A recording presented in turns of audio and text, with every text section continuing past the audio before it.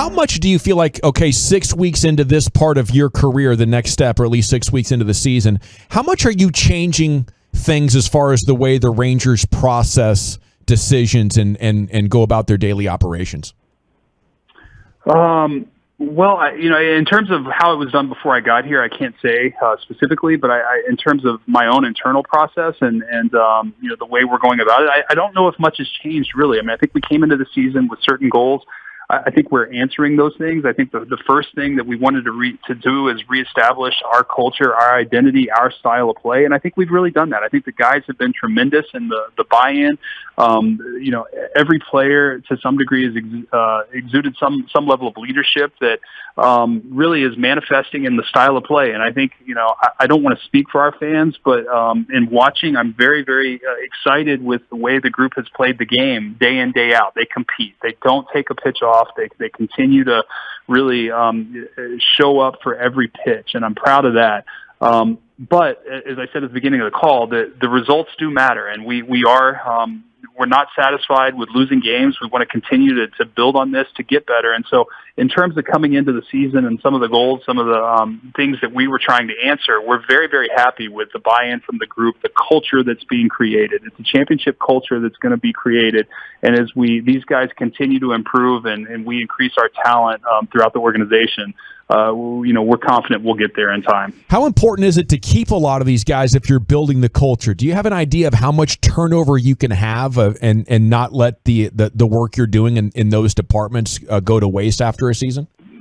That's a phenomenal question, and that's something that we're looking at daily. I think that's I think we have to establish who is really where everybody is in their timeline and how it aligns with our timeline and how they fit our culture, how what the alternatives are, and really kind of identifying that as we progress throughout the season. But that's a great question. I think that we cannot underestimate the value of the group we have, the buy-in that they have in our organization, and certainly we recognize we're grateful for that, and we want to continue to build on it. Chris, have you guys had to then adjust expectations, or you talked about goals and stuff like that?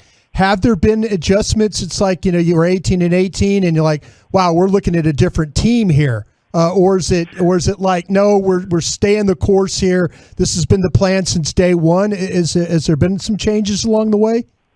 No, there has not been. I think that, coming into the season, one of my messages was that, externally, we know what the expectations are. It's been very clear what people think of our group from the outside and, nationally especially. And that's fine. We recognize where we are, but internally, I place no limits on what's possible with a group that buys in, that plays the right way, that establishes a love for the game, a love for each other, a willingness to compete and embrace that underdog mentality. So, in terms of the win and loss column and exceeding expectations or not living up to expectations, I'm not overly focused on that. I think we have to remain disciplined, stay the course, continue to try to achieve our goals for this season, which a lot of it is culture-based. A lot of it is, getting the young players exposure, getting their feet wet at the big league level, getting them a year of progress in their major league development.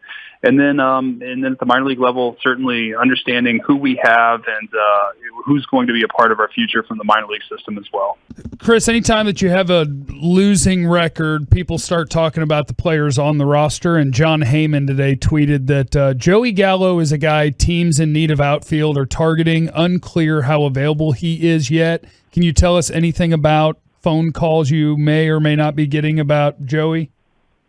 Yeah, there's, at this point, there's, first of all, there's always interest in Joey because he's a very good player. But I would not say there's anything different right now as compared to the off season or from what I understand going back to last year. So I don't know where that came from Heyman. But certainly we're very, and I told Joey this, we're very happy with the way he's played, the effort, the intensity, the positivity, the leadership he's exhibited thus far in the season, and we're hopeful that his power will continue to come, and he certainly has a presence in our lineup. When it comes to drafting a player, especially highly, if I say all things are equal, like they're both college guys, same age, and you have, on whatever your grading scale is, they're equals. How do you view, say, position player versus pitcher, starting pitcher, in terms of affecting a franchise? Oh man, it just really depends on the level of talent. I mean, very truly. Some of it may depend on the timeline. It may depend on our own needs within the organization, what we have at certain positions. So it's really, but both can be equally impactful. There's no doubt about it. You've seen it with so many position players who come up and have an impact within a short period of time of getting drafted, and likewise on the pitching front. So. Ultimately, I think for us, we're looking to get the best player and someone who's going to help our franchise long term. And, we need to really be, like I said, vigilant in determining who that's going to be and understanding not just who the player is, but the person as well, and what makes them tick, why they will be successful. And choosing the right person is as important as choosing the right talent.